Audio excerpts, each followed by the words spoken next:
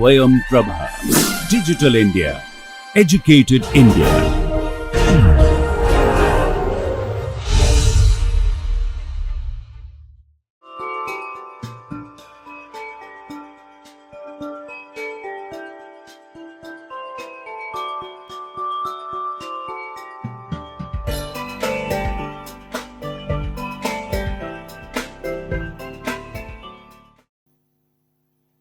Welcome to week 4 lecture 2.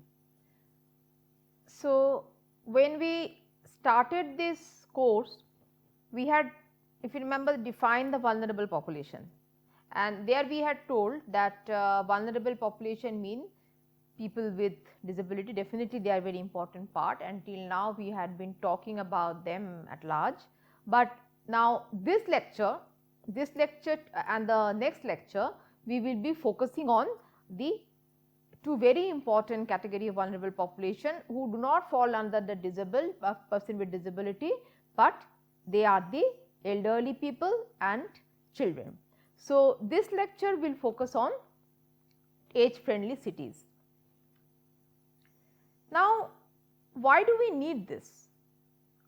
One requirement definitely we have been discussing, that people who are elderly, they have limited physical and sensory capabilities, therefore they fall under, therefore they are also in some way less abled. So, but there is another thing. If we talk about the statistics, like while we discuss the various concepts, theories, principles, components and good practices, we the requirement or the need of this need to be established first. It's the statistics, as I was saying, it says that by 2050, 2 billion people will be 60 years or older, up from 1 billion in 2020. In 2050, 80% of the older people will be living in the low and middle income countries. So, that means this indicates two very severe problems. One is an aging society. So, that means there will be more and more number of people who will be requiring inclusive planning, inclusive cities and universally designed built environment and transportation system. And the developing countries, since majority of the people will be staying here, they really need to cope up, they really need to put their best foot forward, so that they can cope up with this challenge and be ready with age friendly infrastructure, be ready with universally designed built spaces and inclusive cities. So, that is the what you can say the background. So, now some detailed statistics, as I said that 1 in 6 people will be ages 60 above 60 or more.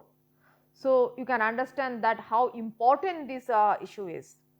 So, there will be a lot number of even 80 plus population who are not only senior citizen, but they are senior citizen, super senior citizen. We while discussing disability, we have talked about high support group. So, now they are why? Because they require even more intensive care. So, even 80 plus population will also be requiring such facilities. Also, now you can understand one thing, that if there are more number of elderly population, so they have to keep on working, they need to be economically active. They cannot be retired, have the probably the luxury of retiring at the age of 60 or 65 and sitting at home, and either depending on their on their savings or depending on their children. So, they have to keep earning, they many of them will be living all by themselves, and as a result they will be requiring inclusive design in every aspect of life. So, that is why that kind of sets the context of today's discussion.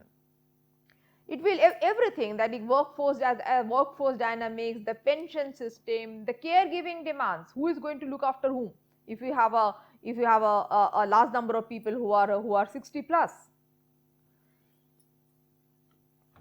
So, that is the reason why we need these age friendly cities. So, it will be basically we are talking about age friendly city or community, because not only at the city level you need pan city infrastructure which are age friendly, as well as at the community level also you require at the neighborhood level, at the community level you require a cohesive and supporting and enabling environment where elderly people can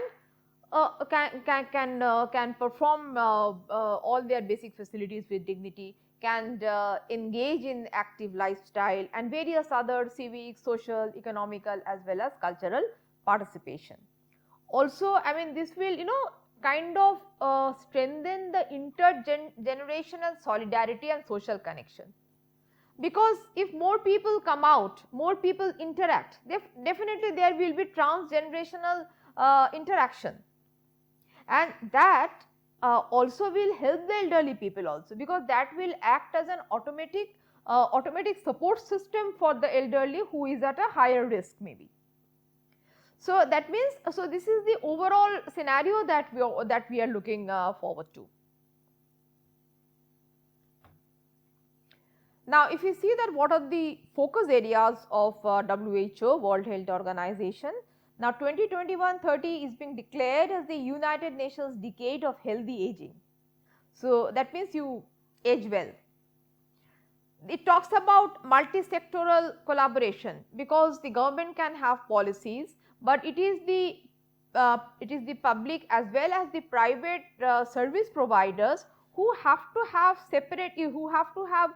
a proper tailor-made services which are age friendly, what we call age friendly infrastructure and services. So, that is the background. Now, what are the focus areas? How to combat ageism, how to build age friendly communities, how to provide integrated person centered healthcare so that everyone feels included, and ensure access to long term care for the high support group or the 80 plus or the super senior people. Now, if you just try to understand the timeline on age friendly cities. So, adoption of the United Nations principles for older person, development of active aging, a policy framework by WHO in 2002 and along with the Madrid International Plan of Action. So, I will be sharing all these some details on all these about these conventions and policies and frameworks. So, just to give you an over timeline, that is WHO Global Age Friendly Cities Guide 2007. This is a very holistic one, and it talks about what are the recommendations for every sector, and we will be discussing this in detail in today's lecture. So, now establishing the WHO global network of age friendly cities and communities, so that we learn from each other.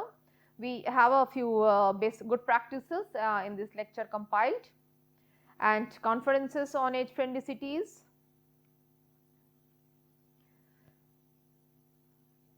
In various countries. Now, we have the World Report on Aging and Health, which was released in 2015. So, introducing a healthy aging framework, adoption of the global strategy and action plan on aging and healthy. So, as you can see that there had been lot of activities, lot of thrust and focus given on in the recent times given on this age friendly creating age friendly cities, because people have realized that the world is aging at a very fast rate. So, if we just the term that we had been using, that is the healthy aging. So, what are the factors influencing healthy aging? There are a lot, as you can see, that giving priority to health, environmental matters, lifestyle changes, healthy behavior, supportive system. So, now since this course is being mainly targeted towards architects and planners and designers, so we will be stressing upon the environmental matters and the support system. Like now when I talk about the environment, definitely the physical and the social environment, starting from the micro scale, that is at the home, what should be a age friendly home design, to the community, to the transport and the entire city as a whole, and a supportive system, that is accessible infrastructure and inclusive environment.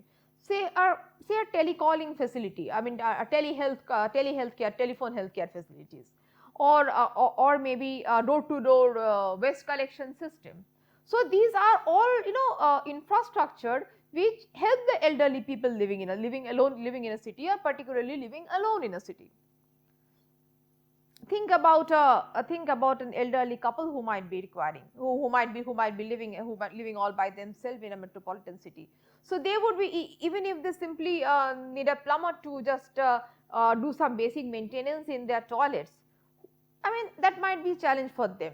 So what kind of infrastructural support, what kind of manpower support, what kind of a digital support in a easy way we can provide the elderly people.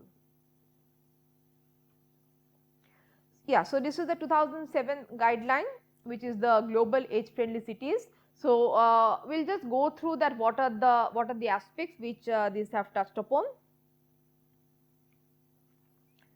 Now this is also, after that we have this national program for age friendly cities and communities, a guide, that is 2023. So we have combined this to present these various sectors. So what are the checklist?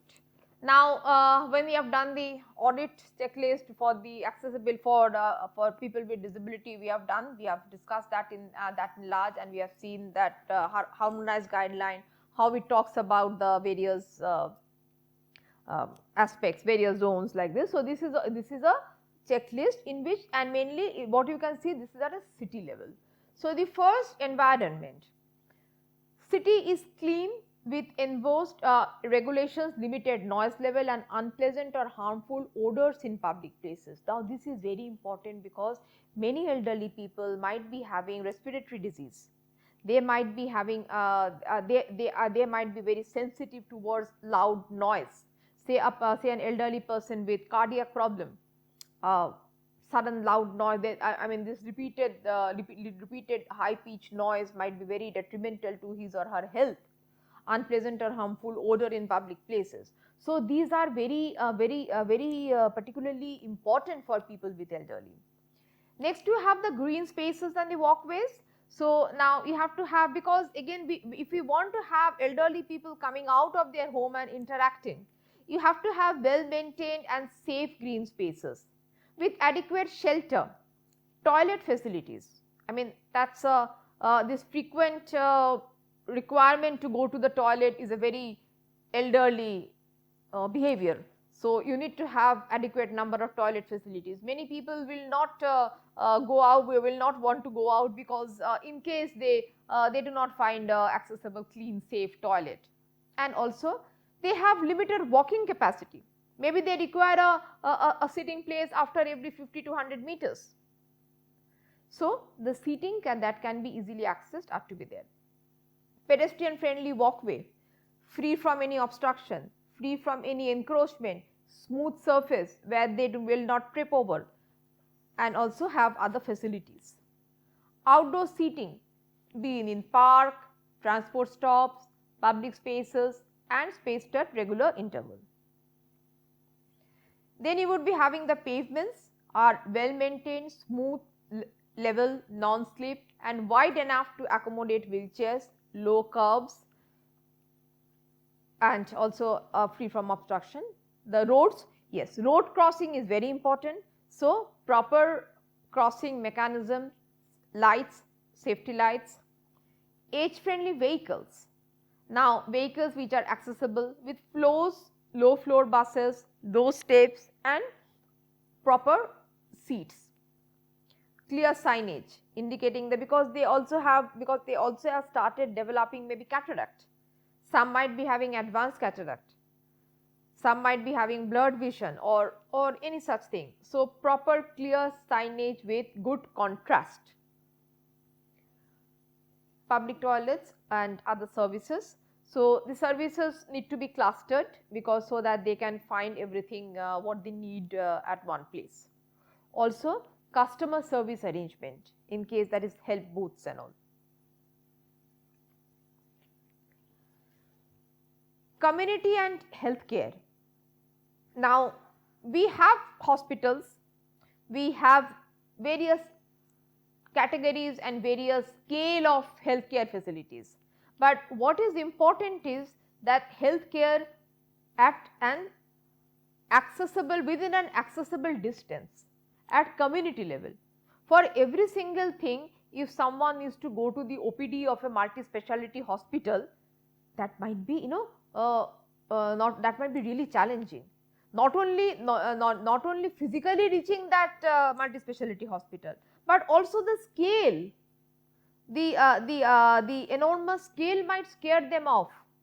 The formalities, the process of filling in a form, taking a token, paying the money somewhere. I mean depositing the cash and then being directed to the desired service. That might be not very comfortable. Many people might not be comfortable.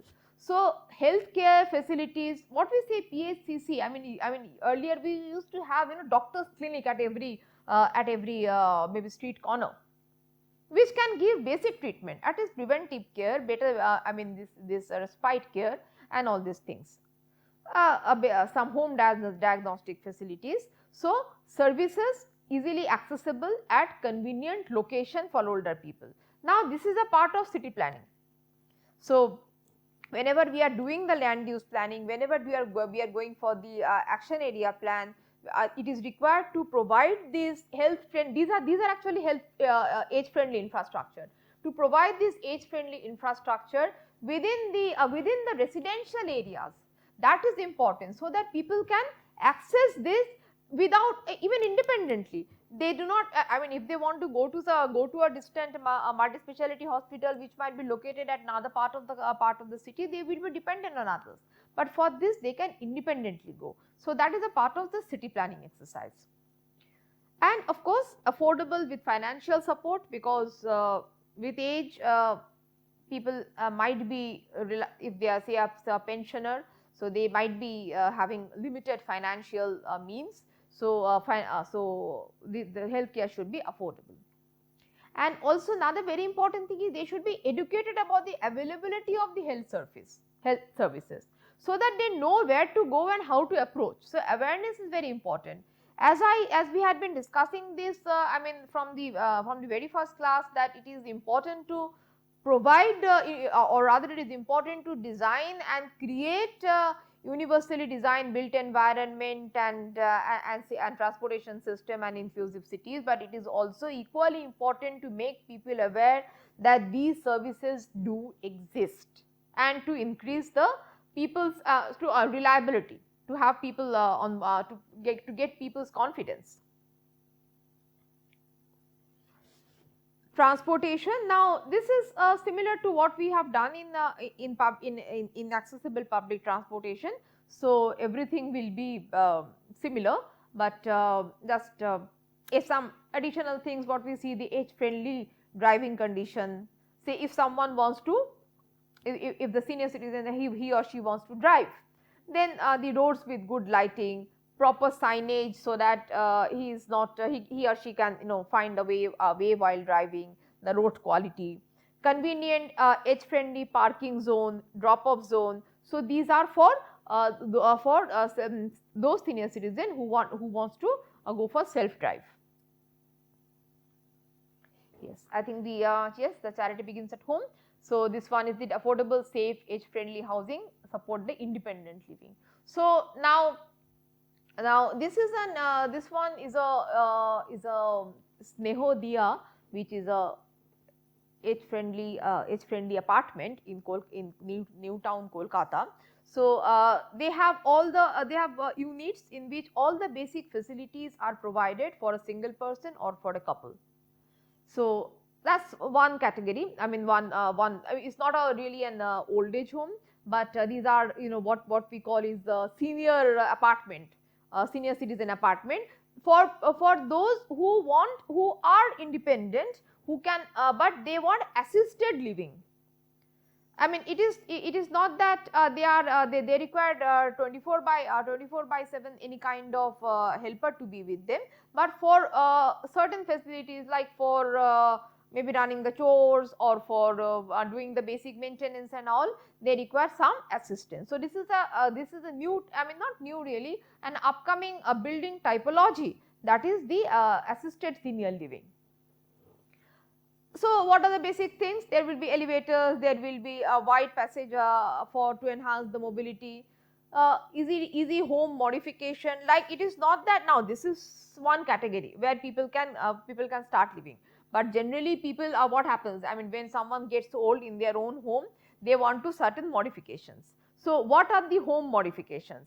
Simple things like putting a grab bar, adding a grab bar, maybe putting an alarm system, having some kind of a CCTV, so that from through which distant monitoring is possible, and proximity to services. So, these are certain components of age friendly housing, and also making the services accessible at the door. Say solid waste, there should not be a solid waste disposal. The age friendly housing, a person living in an age friendly housing should not need to walk down and go to the community vat to dispose of the daily garbage. It should be a door to door collection. Should not be I mean, if they want to call some helper, that facility should be available.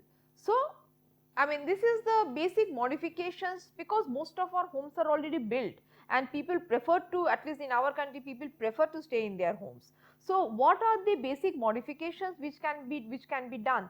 Like, I mean, getting off from the water closet in the toilet is a very common problem. So, and a simple grab bar installed at the wall can solve it. So, what are the basic modifications we can do for age friendly housing? Like, this is the Snehodaya that they have. Like, they have a simple unit with all basic compact facilities along with a toilet. Social participation, that is extremely important, because we have been talking about the social barrier, that is the stigma which is associated with disability or old age.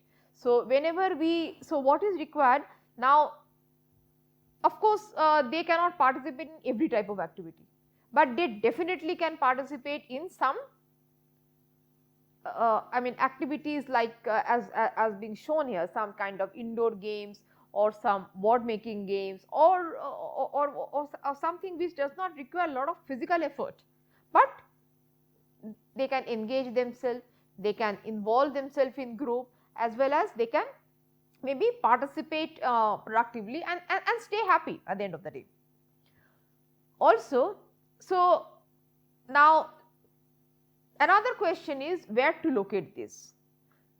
That is again a town planner's decision, but this kind of senior citizens club or these facilities, they should be located within the residential area, so that which people are encouraged to come here, and also located within easy transport access. They might not be always 24/7 having a car at their disposal, or they might not be even comfortable, you know, taking a hire taxi or an Uber or anything like that to be there. But maybe they can just take a rickshaw or take an auto and just be there. So, that is why how you locate these facilities for maximum usage is also important. So, and that will definitely prevent isolation and increase intergenerational activities.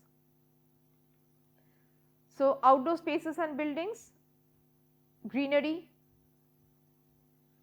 minimize the level differences, well maintained walkways, adequate rest areas, just to repeat this. That will inculcate some kind of a respect and social inclusion, by which if people are involved in various civic, social and economic participation, that is how we can, you know, combat ageism through early education and intergenerational interaction. Value for contribution, their sense of belongingness will increase.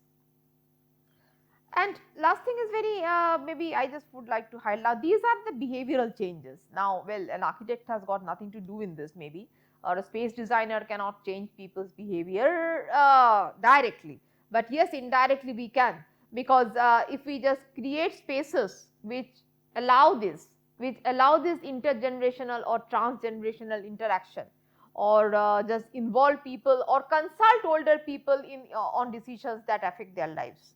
So participation matters, that instead of we sit I mean the able-bodied or the younger people sitting and deciding that what the elderly people or what the people with disability might need, it is just consulting them in decisions that affect their lives. Employment is very important, be it, I mean, it may be voluntary, it may be paid also, because if it is now voluntary employment is essential to keep their minds active, and if the mind is active, and then also the body remains active and less prone to disease. But as we were just discussing the statistics, that it might not be just like just just to keep your mind fresh, but it might be a economic necessity, because people will need to work longer in years to come. People will need to work for maybe I mean life expectancy is increasing. So people who are now students who are now studying in colleges and all, mean because of the advancement in the medical science and because of the advancement in and the various the technological advancement, you are going to live plus 90 plus years. So if you live for 90 plus years, can you retire at the age of 60 years, sit back for 35 years? No. So I think it is time that we prepare ourselves, prepare our society, so that we can work till 75 or 80 years. So that's it. So civic partisan and employment is essential. Communication information in a way, in a manner which is understandable by them. We should not create a digital divide. We should have information, age-friendly information, or available in a way which can be understood. Maybe use familiar or traditional means through print, TV, phone and community centers for outreach, which our idea is to reach out to people. So when we just prepare this campaign, I mean we prepare these sensitization campaigns or these posters or whatever, we just use the appropriate media. So that is important, that we bridge the digital divide and not create one in the name of providing age-friendly infrastructure. And what we need to do, simplifying communication. We talk about this again, this perceptible information and all those things. What was the a part of the universal design principle. We have many good examples like Japan, who is currently facing the problem of a large number of elderly people. India is yet to reach to that state, but Japan is already facing that. So they have started empowering the citizen as contributors to use their knowledge, to use their skill, and for the community benefit. Collaborative governance, supporting the urban environment. So they say that is the include affordable one coin bus service, intergenerational clubs, age inclusive infrastructure, and working on them with the super senior citizen to including them in framing the various decisions. We have Singapore. They have the urban authority of the Singapore has identified different aspects of age-friendly neighborhood. Now, in order to promote walkability and also encourage different types of outdoor activities, including various aspects of public transport, aging, as you can see the markings, the very clear the defined spaces, the open areas. Designing the walkways or the marketplace in a more interactive way, so that people stay alert. Dementia is sometimes also a very severe problem with the elderly people. People go out and forget their way back home. So how you can increase that alertness? How you can, because we have been discussing that spaces which are not only physically comfortable but also psychologically comforting. So these are creating psychologically comforting environment is important for mental peace also. So now this is the interactive places that they are using. a compact, I would say community, where you have housing for the elderly, the community park at various levels. So this is just the two blocks of the elderly and the community park at this level. They don't need to come down here. Community plazas and the shops and everything is there. Everything is there, but active aging hub and child care. So where you can have some kind of this transgenerational facilities. So we are this kind of this multi-generational or transgenerational spaces, transgenerational multi-activity spaces.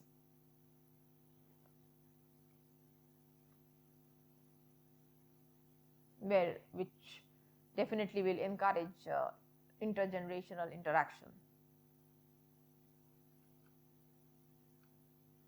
As our city of Kochi, now it has joined the WHO's global network for age-friendly cities that commit to improve environment. It has also adopted the WHO framework, which includes transportation, housing and the public spaces. Like they have these special initiatives like this mobile clinics, palliative care, elderly protection or the Vayoraksha, and the SwayamPrabha, that is the residential support, and also the mobile clinics, that is the Vayomitram. So these are some state level initiatives which Kerala has taken. So if we can summarize, now on this side we have the strategic objectives by WHO. There are a few in number. The first, and what are the components or the thrust areas under physical, social and economic. So the first one, that is the foster older people's autonomy. So what are the, that means independence. So what you can do, physical, provide assistive device, accessible built environment and transport, accessible outdoor in buildings which can give them freedom from injury and support them. What are the social things?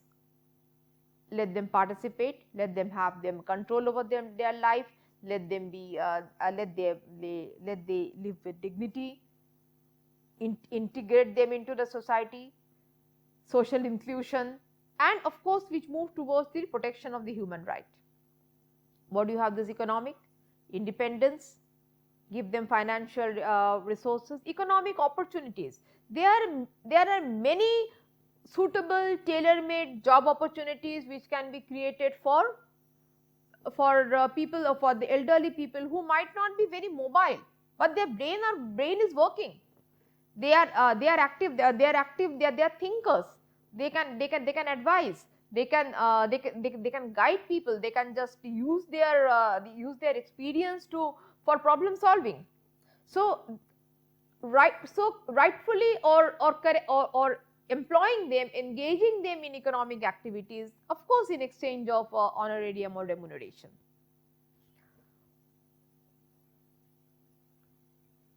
Then you have enable older people's engagement. So now that this continues, that is a role playing in making the society inclusive.